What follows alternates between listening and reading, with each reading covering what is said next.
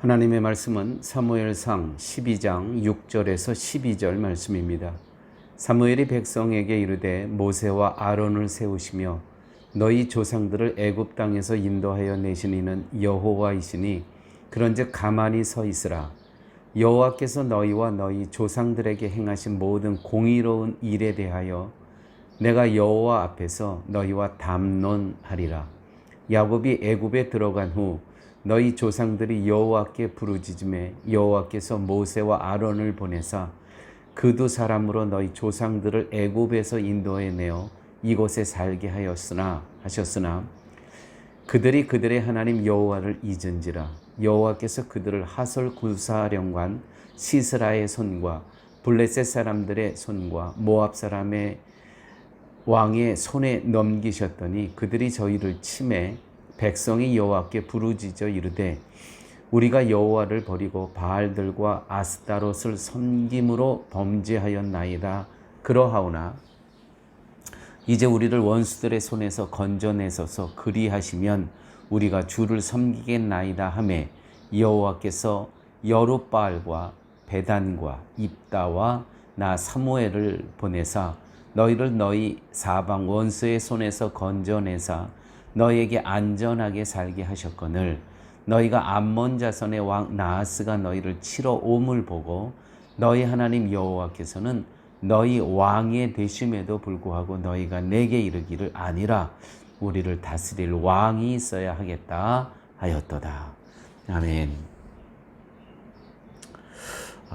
6절에서 12절 말씀을 보면 하나님이 이스라엘 백성들에게 행하신 일에 대해서 말하고 있습니다. 이스라엘에게 있어서 하나님이 과연 부족하신 분이었던가를 묻고 있죠. 보이지 않는 하나님 때문에 너희 이스라엘이 정말 힘들었냐? 그래서 너희들이 보이는 왕을 세우라고 하는 것이냐? 다시 한번 사무엘은 이스라엘 백성에게 지금까지 이 사사기 시대를 오면서 보이지 않는 하나님께서 이스라엘을 지켜주신 것들을 쭉 설교를 하고 있습니다. 그 하나님께서 함께 하신 이야기를 설명해 주고 있어요. 하나님은 이스라엘이 그들의 고통에서 부르짖을 때 그들에게 응답하신 분이었고 애굽에서 종살이했을 때 해방시켜 주신 분이셨고 하나님의 징계를 받아 이방인의 손에 붙들렸을 때에도 회개하고 부르짖으면 그들을 건지시고 안전하게 거하게 하신 분이 바로 하나님이셨다는 겁니다. 그분이 여기까지 인도하여 주셨는데 너희들은 이제 보이지 않는 하나님보다는 보이는 왕을 허락해 달라고 해서 이제 사울에게 왕으로 삼고 기름 부음을 허락했다는 것이죠. 이처럼 하나님은 이스라엘을 확실하게 다스리시고 인도하고 계셨음에도 불구하고 이스라엘 백성은 달리 왕을 구했다는 것입니다. 교회 여러분, 하나님이 과연 이스라엘에게 있어서 왕으로 부족한 분이셨습니까? 이스라엘이 필요로 한 것은 믿음이 아니라 국가적 안전과 행복, 보이는 부강이었다는 것이죠. 하나님보다는 힘 있는 용사가 더욱 절실히 필요했던 것입니다. 그래서 그들의 필요가 모든 것을 지배하는 세상의 구조 속에서 그들은 눈에 보이는 그 필요를 누군가가 채워줘야 되는데 그 자기네들의 필요를 충족시켜주는 것은 하나님으로서는 아니고 보이는 왕이 가능했을 것이라는 것이죠. 이웃나라 왕들과 비교해 보니까. 그래서 이스라엘 백성들은 자기 필요를 따라 행동하게 됩니다. 필요를 따라. 필요가 인간의 욕망을 정당화한다는 것. 매우 무서운 말씀입니다. 나의 필요가 하나님의 말씀을 능가하는 명령이 될 때 우리는 복음 밖에서 살아가는 존재로 살아갈 수밖에 없다는 것이죠. 오늘날 인간에게는 우리의 필요가 우상이 된 그러한 시기에 살아가고 있습니다.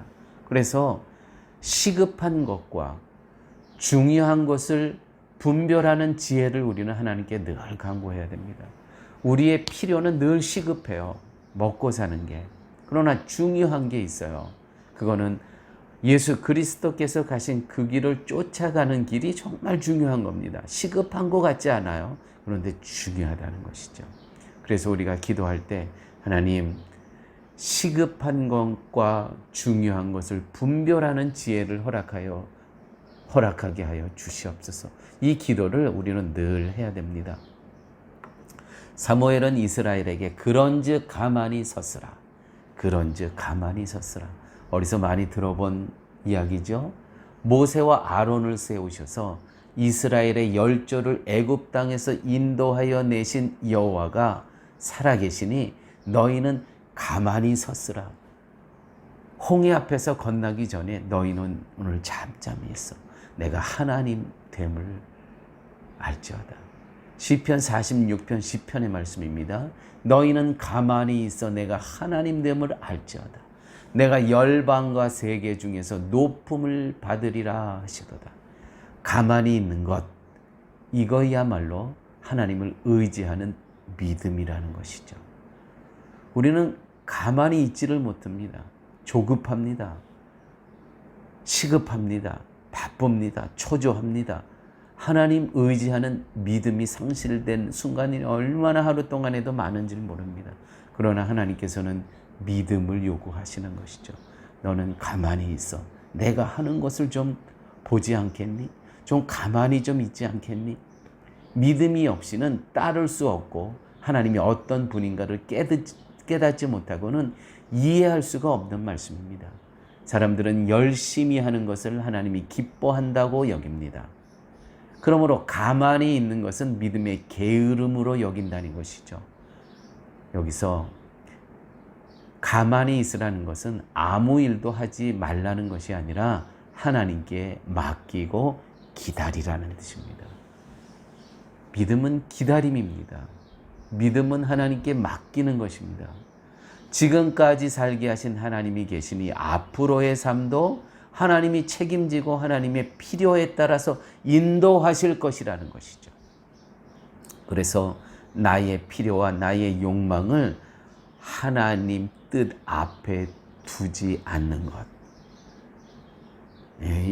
믿음의 성도들이 정말 필요한 것입니다. 우리는 우리의 필요와 나의 욕망을 항상 하나님 뜻 위에 올려놓고 살아갑니다. 그래서 하나님의 뜻이 펼쳐지질 못해요. 정말 나의 필요를 접고 나의 욕망을 내려놓을 때 하나님의 뜻이 나의 삶 가운데 이루어지실 때 정말 놀라운 하나님의 계획하신과 섭리함이 이루어질 것인데 우리는 그것을 못하며 살아가고 있다는 것이죠.